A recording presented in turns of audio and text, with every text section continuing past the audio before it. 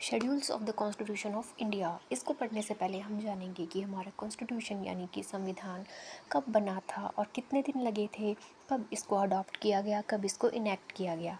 तो हमारा जो कॉन्स्टिट्यूशन था उसमें सबसे पहले हम जानेंगे मेंबर्स कितने थे। टोटल 299 मेंबर्स थे और जो चेयर पर्सन थे या जो चेयरमैन थे हमारे कॉन्स्टिट्यूशन की ड्राफ्टिंग कमेटी के वो थे डॉक्टर B.R. अम्बेडकर, और जो एडवाइज़र थे वो थे B.N. राव।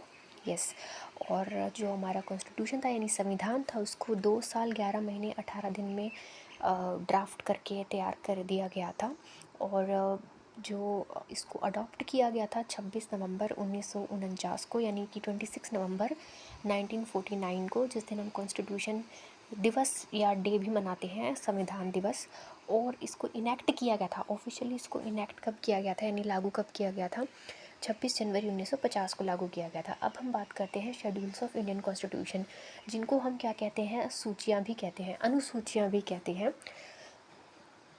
और स्टार्टिंग में जब हमारा कॉन्स्टिट्यूशन बना तब टोटल 8 शेड्यूल्स थे, यानी कि 8 अनुसूचियाँ थी। अब जब हमारी आज तक 2026 के अकॉर्डिंग कितनी है हमारी, अब तक 12 अनुसूचियाँ, यानी कि 4 उसमें और जोड़ दी गई हैं। तो उनको भी याद करने का एक निमोनिक या एक ट्रिक कह सकते हैं हम, यह है tears of old PM.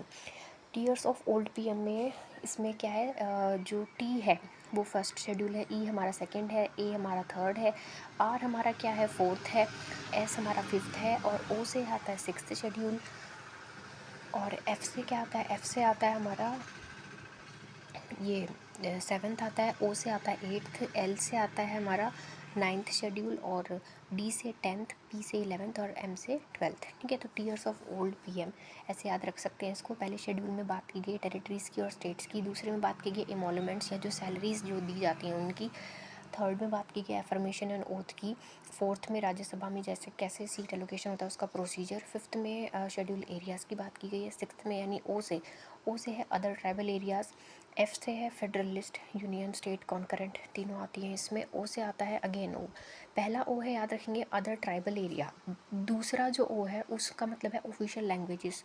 L से आता है लैंड रिफॉर्म, डी से आएगा हमारा defection, anti defection law, 52nd amendment से इसको लाया गया था 1985 में। उसके बाद पी से आएगा हमारा पंचायत, 73rd अमेंडमेंट एक्ट 1992 में आया था, और एम से आएगा म्यूनिसिपैलिटीज़, ये 74th अमेंडमेंट से आया था 1993 में। सो दैट्स ऑल अबाउट हम the schedule of Indian constitution, यानी कि हमारी टोटल 12 अनुसूचियों के बारे में। धन्यवाद।